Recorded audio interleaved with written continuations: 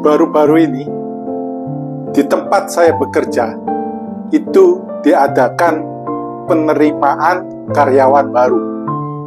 Tentu untuk penerimaan karyawan baru ada proses yang harus dikerjakan, mulai dari pendaftaran, administrasi, sampai kemudian interview.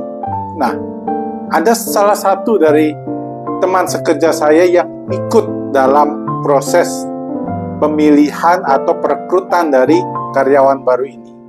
Dia menanyakan, bagaimana cara saya mengetahui bahwa orang yang akan saya terima adalah orang yang tepat untuk perusahaan di tempat saya bekerja. Nah, sebelum saya menjawab tentang hal ini, saya juga sebagai seorang dosen, itu saya teringat betul pengalaman pada saat saya mengajar. Sebagai seorang guru, seorang dosen, seorang guru, saya selalu menginginkan anak didik saya atau orang-orang yang saya ajari itu memiliki kemampuan dan pengetahuan yang lebih baik dan lebih hebat nantinya. Jadi saya selalu menginginkan dia harus bisa belajar dan mampu lebih hebat daripada apa yang saat ini saya lakukan. Nah, itu adalah angan-angan dari atau cita-cita dari seorang guru dimanapun kita berada.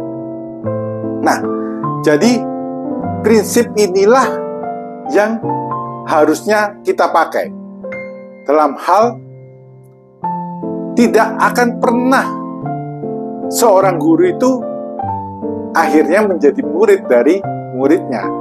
Yang namanya dia memulai dari seorang guru, sampai kapanpun si murid akan menjadi muridnya, meskipun suatu saat si murid ini lebih hebat daripada gurunya.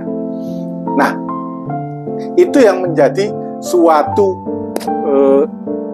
yang bisa kita gunakan prinsip ini untuk bagaimana cara kita menarik atau kita menilai bahwa karyawan itu adalah tepat untuk perusahaan kita.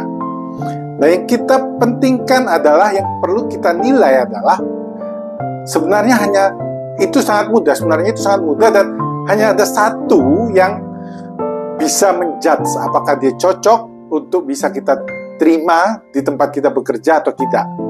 Adalah kita lihat,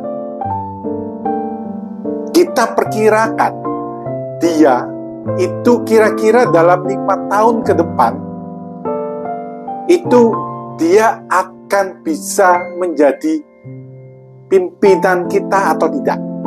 Dalam artian kemampuannya nantinya dia berpotensi untuk lebih hebat dari saya atau tidak. Hanya itu saja. Begitu kita berpikir bahwa orang ini hebat, kemungkinan 5 tahun ke depan dia akan lebih hebat dari kita, dan mungkin saja dia di perusahaan ini nanti dia akan menjadi bos dari kita. Nah, begitu kita berpikir seperti itu, langsung terima. Dialah orang yang tepat untuk kita terima.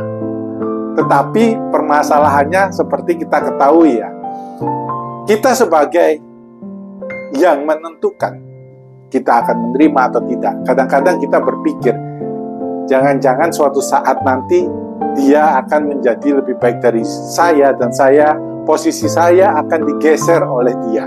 Nah, kebanyakan dari kita selalu berpikir seperti itu, dan kita membuat titik aman yang sehingga kita mencari orang-orang yang tidak terlalu hebat dan tidak terlalu jelek. Kalau terlalu jelek ya pasti ya kita diterima. Terlalu hebat ya takut dia mengalahkan kita yang kita menginterview. Sehingga dia mencari yang middle. Itulah yang salah. Jadi Anda sebagai pimpinan pada saat ini, mungkin di Human Resource Development, itu jangan pernah berpikir sekali berpikir bahwa Anda akan digantikan oleh orang-orang yang baru di kemudian hari.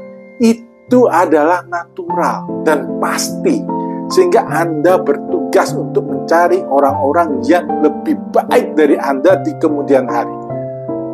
Dengan begitu, apa yang Anda takutkan itu tidak akan terjadi.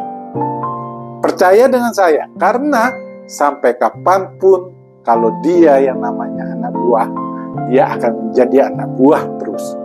Asalkan Anda berprinsip bahwa Anda menjaga semua anak buah Anda, situasi tempat Anda bekerja itu menjadi yang suitable, yang enak, yang untuk dalam pekerjaan itu mereka enjoy. Sehingga mereka mampu mengembangkan kemampuan dan skill dirinya untuk menjadi lebih baik. Jika setiap bawahan Anda itu menjadi lebih baik, maka Anda dinilai jauh lebih baik daripada mereka. Itu adalah suatu kunci. Sehingga kuncinya adalah bagaimana kita mempekerjakan orang-orang yang lebih hebat daripada kita. Itu adalah kunci. Kalau kita ingin sukses, pekerjakanlah orang-orang yang lebih hebat dari kita. Jangan sebaliknya. Semoga hal ini yang bermanfaat ya.